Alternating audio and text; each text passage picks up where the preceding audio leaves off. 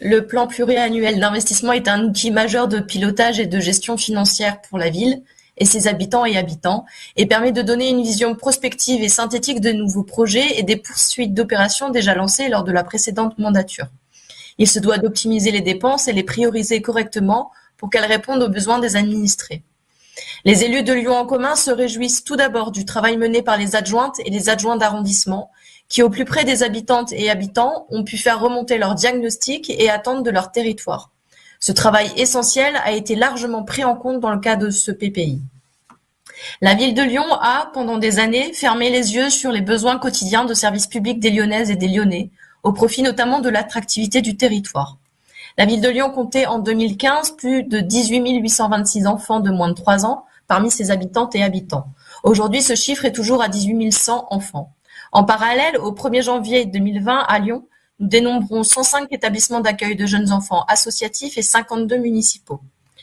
Sur les 463 berceaux créés à Lyon depuis 2016, 412 l'ont été au sein d'établissements privés, 51 au sein d'établissements associatifs cofinancés par la ville et donc 0 au sein de crèches municipales. La précédente mandature semble ainsi avoir fait le choix assumé de contenir toute augmentation du nombre de fonctionnaires municipaux, synonyme d'un désengagement de fait de cette mission de service public. Les crèches municipales se retrouvent aujourd'hui ainsi minoritaires en nombre de berceaux proposés, largement dépassées par les crèches associatives et bientôt aussi par les crèches privées. Ce plan pluriannuel d'investissement est ambitieux et le domaine de la petite enfance obtient la plus grosse augmentation du PPI sur le mandat précédent. Nous passons d'un budget de 35 millions d'euros à un budget à 70 millions d'euros. Il était en effet essentiel que la collectivité reprenne le contrôle de sa politique de petite enfance et cesse d'en déléguer le développement d'établissements privés. L'ambition est de créer un peu plus de 556 places de crèches supplémentaires dans 18 nouveaux établissements, dont un tiers seront en gestion municipale et 2 tiers en associative. Le 7e arrondissement, comme vous l'avez rappelé, Madame la maire, connaît une évolution démographique importante dans le sud comme le nord de l'arrondissement.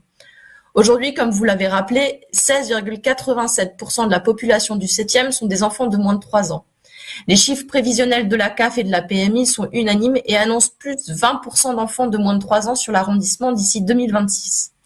La création de 5 établissements d'accueil de jeunes enfants, l'augmentation de la capacité de l'annexe Saint-Lazare, due au départ dans d'autres locaux de la maison de l'enfance, nous en avons parlé, et la création de relais d'assistantes maternelles et de lieux d'accueil enfants-parents sont autant de renforcements des services publics que nous saluons avec enthousiasme. Ces nouvelles structures ne seront cependant pas suffisantes au vu de l'évolution démographique de l'arrondissement. Le groupe Lyon en commun soutiendra tout nouveau projet d'accueil de jeunes enfants afin de rendre accessible à toutes et tous les habitants du 7e arrondissement ces prestations importantes de services publics.